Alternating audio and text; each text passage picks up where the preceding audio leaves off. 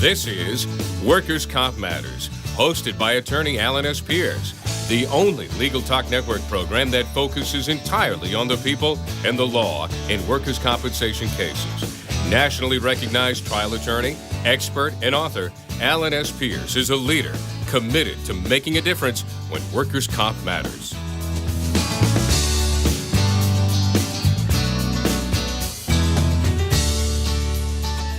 Welcome to another edition of Legal Talk Network and Workers' Comp Matters. This is your host, Alan Pierce, an attorney with Pierce, and Napolitano in Salem. And we're bringing you yet another edition of Workers' Comp Matters today with our guest, Senior Administrative Judge Omar Hernández. Before we get into our topic of chronic pain and how the Department of Industrial Accidents is dealing with the opioid crisis, we want to thank our sponsors, CasePacer, practice management software dedicated to the busy trial attorney. To learn more, go to CasePacer.com. And our other sponsor, PI Now. Find a local, qualified, private investigator anywhere in the United States. Visit PINow.com to learn more. The issue of pain, chronic pain management, and the utilization of opioids is a topic that has been probably one of the most prevalent topics discussed both in Massachusetts and nationally, not only in general, but in the setting of workers' compensation. Many of our clients deal with chronic pain. Many of our clients take opioids. Many of our clients have been on opioids for many years. And we have done several shows here on Workers' Comp Matters on the effectiveness or ineffectiveness of certain types of chronic pain treatment. Today, our guest is Senior Judge Omar Hernández. Judge Hernández is the Senior Administrative Judge here at the Department of Industrial Accidents. He is a first-generation Cuban-American, our first Hispanic-appointed judge here at the Department of Industrial Accidents. He is a graduate of Cornell University, Suffolk Law School. 2003, he was appointed as administrative judge here at the Department of Industrial Accidents. He previously served as Deputy General Counsel for the Human Resources Department, handling labor relations and civil service issues, as well as having served as a staff attorney in workers' compensation litigation for the Human Resources Division. He also was appointed by the governor to a term which he currently is filling at the department as Senior Administrative Judge. And he is here today to address issues surrounding how the Commonwealth of Massachusetts has been dealing with the problems inherent in treatment of chronic pain and the use of opioids. So, Judge Hernandez, thank you for being here. Well, thank you, Alan. Thank you for having me on your program. And thank you for not wearing your Yankees cap. Go Red Sox. Go Yankees. Yeah, okay. Even though we're chuckling a bit, there couldn't be any subject perhaps more serious to my clients, to the citizens of the Commonwealth, and even to those here at the department who have to process, manage, and adjudicate claims involving people that were hurt in the workplace, in terms of dealing with the additional problem of what happens to somebody when in the course of their treatment they take prolonged use of medications which might have serious unintended side effects. And not only is there a cost from a money standpoint, but more importantly, there's a cost from the human standpoint, not only for the injured client, but their families as well. So I do want to say that in my role, both as host of Workers' Comp Matters and just in general, Massachusetts around the country, and I think you know this, but I think it bears stating, has been looked on and is continuing to be looked on in other jurisdictions as somewhat being a leader in addressing head-on these issues. So I thought it was appropriate that we discuss what it is that Massachusetts has done, is doing, and is planning to do going forward that is starting to make an impact and is starting to deliver results. So I think to start with, give us kind of your overview of how you, as a senior administrative judge here, sees this, I guess we'll use for lack of a better word, crisis in opioid dependency. Right.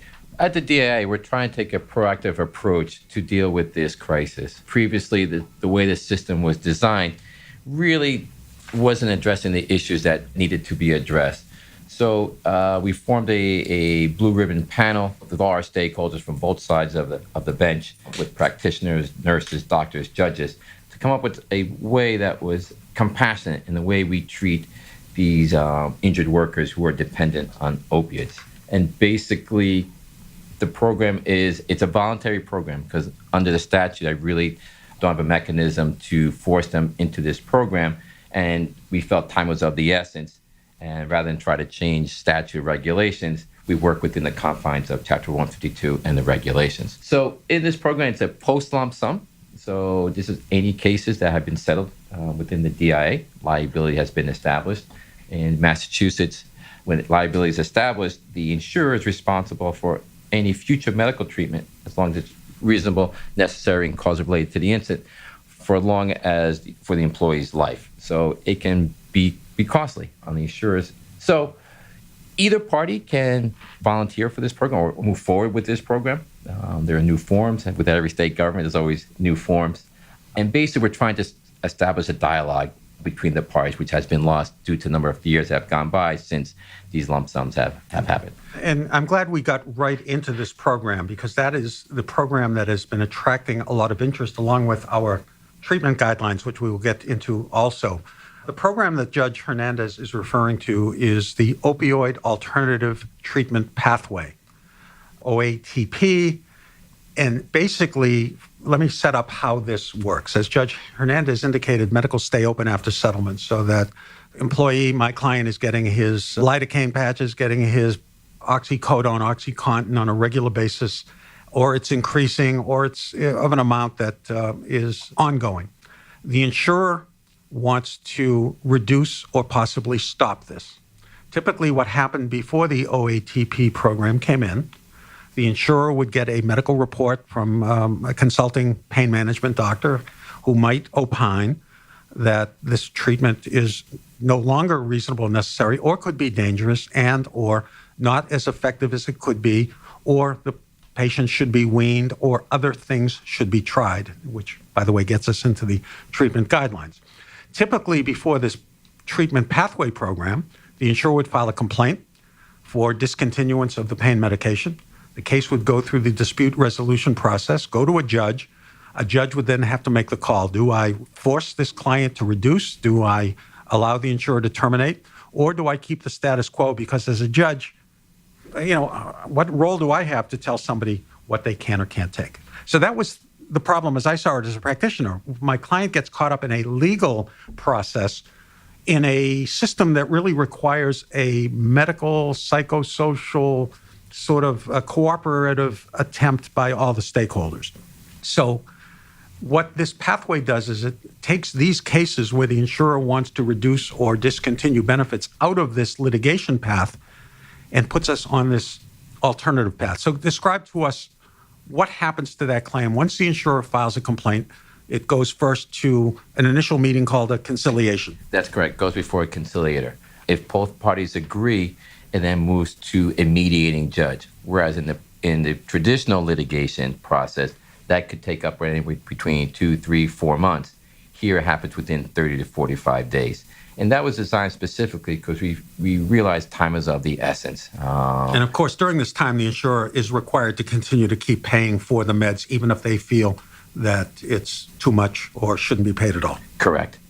It then comes before a mediating judge. And at that part, the parties discuss executing a 19 agreement and basically establishing the goals, expectations from both sides. As you just mentioned earlier, this is a multidiscipline approach, which really wasn't happening in the traditional kind of litigation process. And a 19 agreement, for those of you out there who aren't familiar in Massachusetts, it's a Section 19 agreement that allows the parties essentially, without prejudice to their rights to defend or prosecute a claim, to agree to do something. Correct. And in this case, it would be to retain, first of all, a mediating judge and a case manager gets Correct. assigned? Mm-hmm. Okay, so what happens at that point? So we have a case coordinator is signed on as well, and the case coordinator helps guide the employee through the different treatment plans. It's a very, like I said, multidisciplinary approach, and can be difficult for the employee to manage. So with this care coordinator, finding the right medical treatment necessary for these individuals. And again, it's case by case. There are different drugs, different modalities that need to be done. So it's not just a broad paintbrush. It has to be truly individualized for each injured worker. And I think what makes the chance of success of this program better is that in the same room or part of the same process, you have a representative of the payer, the insurer, either through their counsel, or they could bring whoever they want. If they have their own nurse case manager, they want the claims rep or the attorney involved, You don't have to wait to request approval or authorization to substitute drug X for drug Y or to make an appointment for, let's say, a psychosocial evaluation, because we all know psychology is a big part of dependency and or relief from dependency. So you get everybody, if not in the same room, literally, they're in the same place procedurally and working together. So you're not requesting permission from an insurer to do this. You've got something going on. Right. So take us through a successful transition from the status quo to something better for the injured worker and presumably better for the insurer that's been paying for all of this. Right.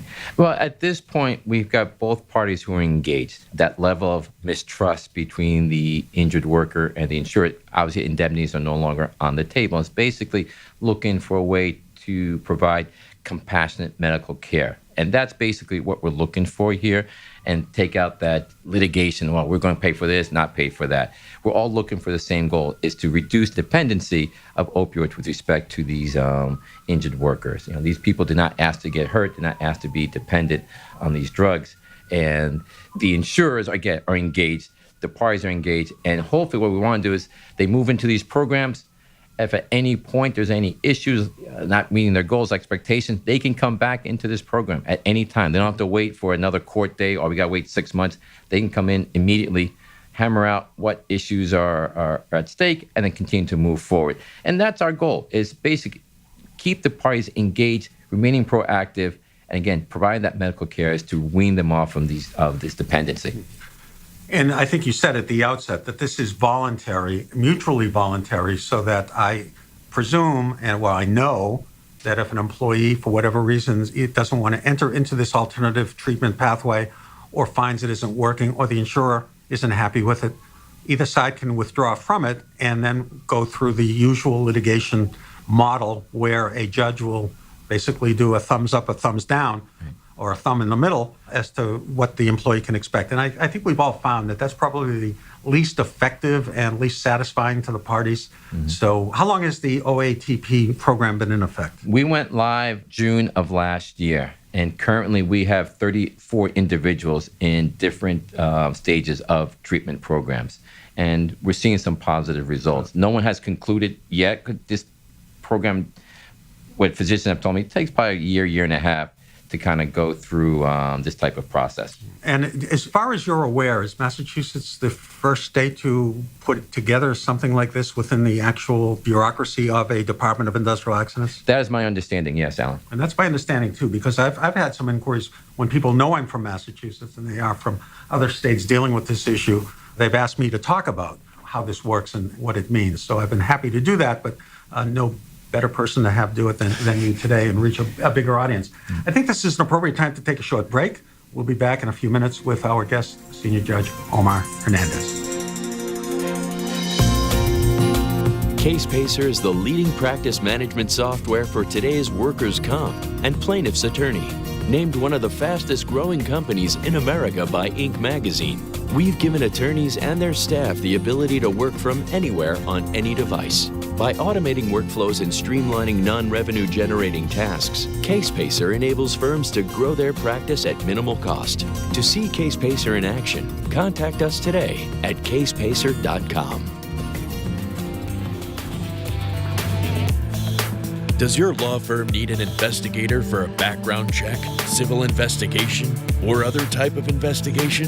PINow.com is a one-of-a-kind resource for locating investigators anywhere in the U.S. and worldwide. The professionals listed on PI Now understand the legal constraints of an investigation, are up to date on the latest technology, and have extensive experience in many types of investigation, including workers' compensation and surveillance. Find a pre-screened private investigator today. Visit www.pinow.com.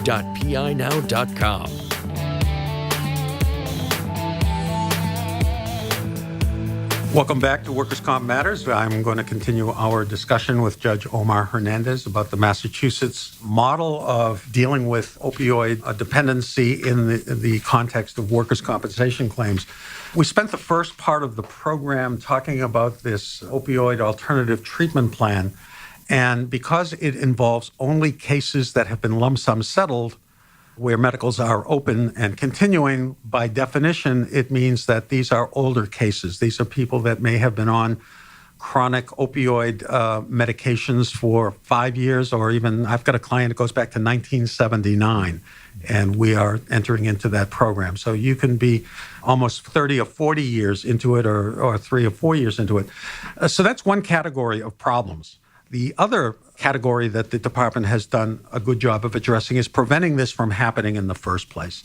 Because, the cow's out of the barn on the older cases, but we don't want to get a continuing source of new business, of new people coming into the system. So in May of 2016, the DIA promulgated a chronic pain treatment guideline document. Again, something that has been a model. I think some of this may have come from other jurisdictions that have done the same thing. And so I want to refer to that with the judge. These chronic pain treatment guidelines spell out in rather elaborate detail some guidelines for alternatives to opioid medications. And usually, and again, forgive me for going on this, but when I look at treatment guidelines that come down through the department, usually from the eye of representing injured workers, I'm usually not in favor of them. They seem to put limits on durations of treatment, types of treatment. However, when I was asked to comment on this particular treatment guideline, I said, finally, because in addition to recognizing that more than short-term limited opioid use, anything beyond that is dangerous, the guidelines go on several pages of actually listing other types of alternative protocols. And I'll just go over a couple of them: work conditioning, work hardening, thermal biofeedback, acupuncture, psychosocial evaluation, psychological management, therapeutic spinal injections, facet injections, rhizotomy, SI joint trigger point, Botox, psychosocial, etc. From a practitioner standpoint, before these guidelines, when I would ask an insurer to pay or authorize any of these things, I would be met with a tremendous amount of resistance. So I was very pleased to see page after page of alternatives of things that insurers generally were reluctant to approve, especially a psych visit.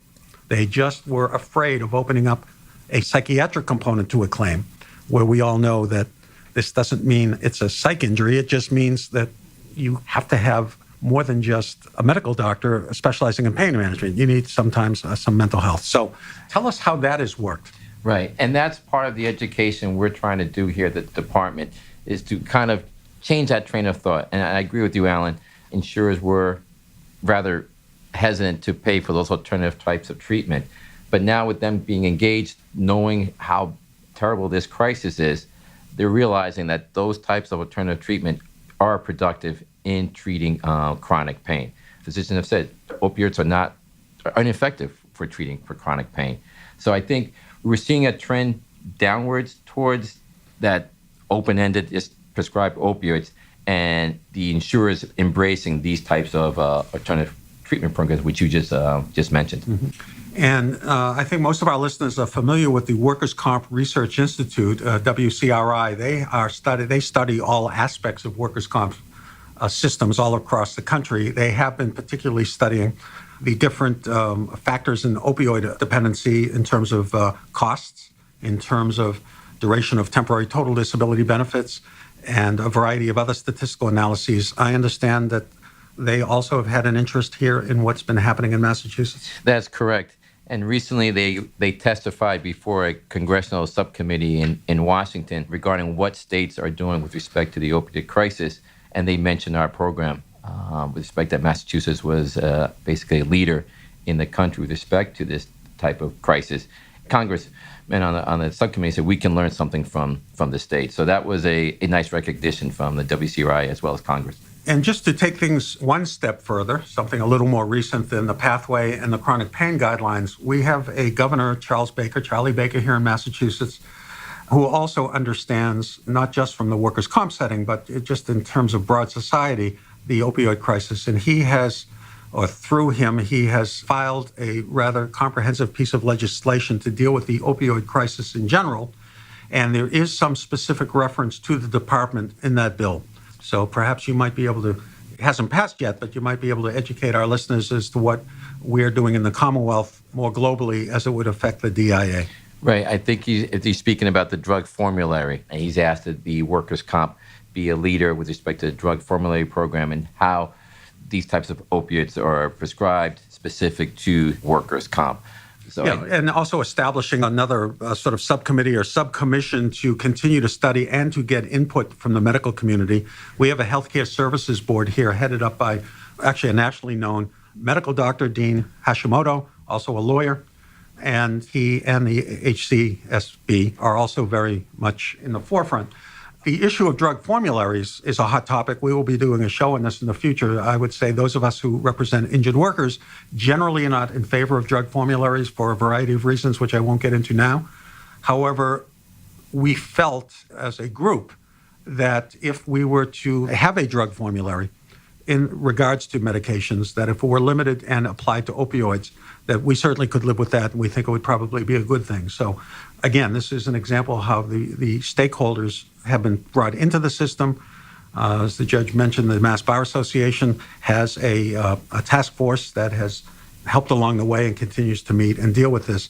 So at this point, I guess I want to just formally recognize the efforts that the department has made, that Director Linda Turner, Senior Judge Hernandez, and the staff here has made, because I've already seen a tangible benefit to my clients, and it helps me initially when I meet a client and she tells me that she's taking, whatever these medications. I give them a copy of the guidelines, and I tell them they really need to speak with their doctor and explore before they get too far down the road to get in control of this. So any final words? If somebody wants to learn more about what you're doing here in Massachusetts, how might they contact you? It's on our website. You go to dimass.gov, and the program is outlined on our website.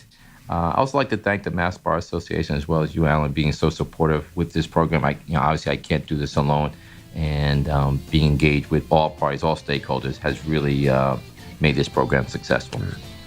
And for that, I will say thank you, Judge Hernandez. Thank you, those of you who listen to our podcast, and stay tuned for another edition of Workers' Comp Matters. So go out and make it a day that matters. Thanks for listening to Workers' Comp Matters today on the Legal Talk Network, hosted by attorney Alan S. Pierce, where we try to make a difference in workers' comp legal cases for people injured at work. Be sure to listen to other Workers' Comp Matters shows on the Legal Talk Network, your only choice for legal talk.